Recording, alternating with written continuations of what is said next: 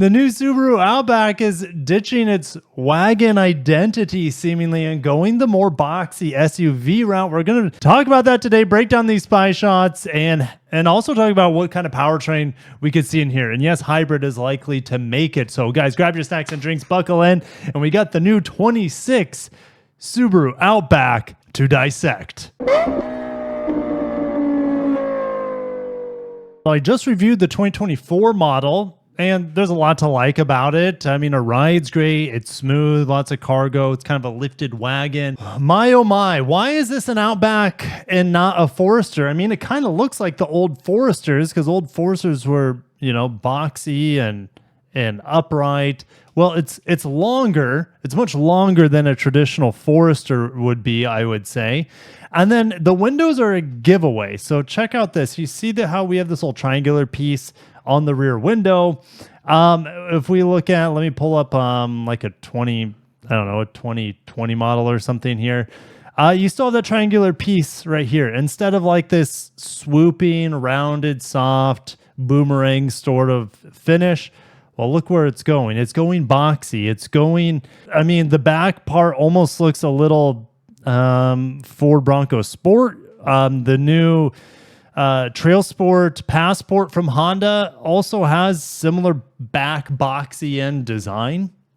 The front end here, let's start discussing the front end. Well, double grille, okay, we know it's not an EV. Fog lights, they're keeping the fog lights.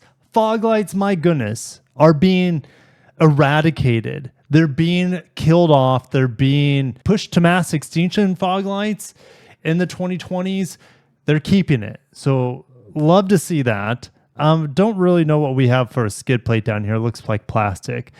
We have a split headlight design. This is getting pretty common. Headlights, well, we have a triple beam setup here. That could be the high beams or the low beams. Obviously, we have a separate beam down here. I would say this is going to be, okay, so you have your daytime running light LED here that isn't on. I would say this is going to be your low beams down here.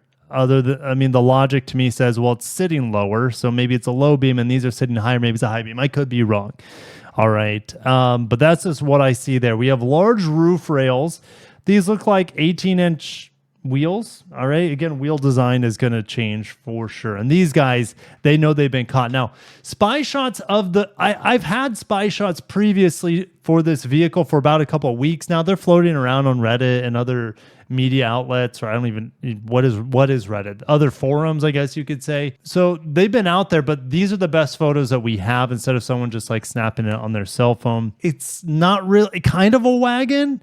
It's more of a boxy wagon, and that's okay with me. You know, these long proportions here, I originally only saw it from this proportion, which doesn't look wagony at all, but you see it from the side, it kind of still has that wagon identity to it.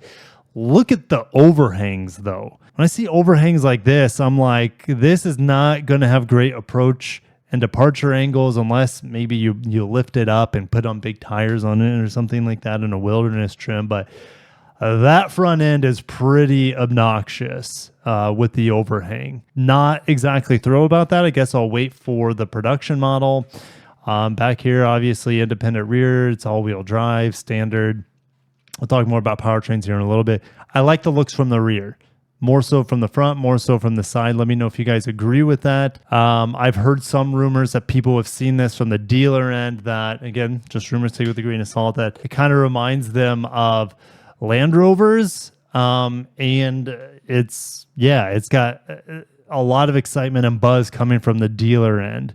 It's the most exciting product coming out of the Subaru camp, at least according to the dealers, in a long time. But let's keep going. Again, I mean, I'm starting to get more Subaru vibes here from this angle. It's grown on me. This one has a different camouflage. It has a different roof rail. It's carrying over the trend here that the WRX has. I think the Crosstrek has this, of this like slotted aerodynamic piece on the front. We also have the wheel design here. Again, don't know if that's going to be a final wheel design, but what do you guys think? What do you think of the new, more boxy Outback? So I could keep going through some of the spy shots, but I think I've covered just about everything I've wanted to from the spy shot angle. Powertrain wise, well, let's get into some powertrains. And I just made this spreadsheet for the hybrid Crosstrek that has just went on sale in Japan. We won't see a hybrid from Subaru in the United States market till the end of 2025, likely on the Forester, and then we'll also see it in the Outback soon after, seemingly. So what are we going to see? Well, base engine is probably going to be the 2.5-liter boxer engine, CVT, 182 horsepower. The upper trims are going to have the 2.4 turbo with 260 horsepower, 277 pound-feet of torque. It's fast, it's zippy, but in normal driving, the CVT like upshifts at like 10, 15 miles an hour, and it kills the RPMs and it kills the power and acceleration. Then you have to dig your foot back in. Well, just watch my review. It's the only thing that I didn't like about the Outback was the CVT performance in normal traffic and everyday driving. You have to like, it needs to be babied and taken care of instead of it doing what you want to do all the time. So that's the only thing I have an annoyance. Now, what will fix that, because they don't have to meet really strict emissions and fuel economy by, crimping the turbo performance and the behavior of the CVT, they can circumvent that with a hybrid. And the numbers I'm getting with the hybrid here is 207 combined horsepower. With this hybrid setup, it's pretty much a Prius Subaru with more electrification, with mechanical all-wheel drive instead of all-wheel drive that we see on Toyotas. I'm estimating around 40 to 43 miles per gallon in town.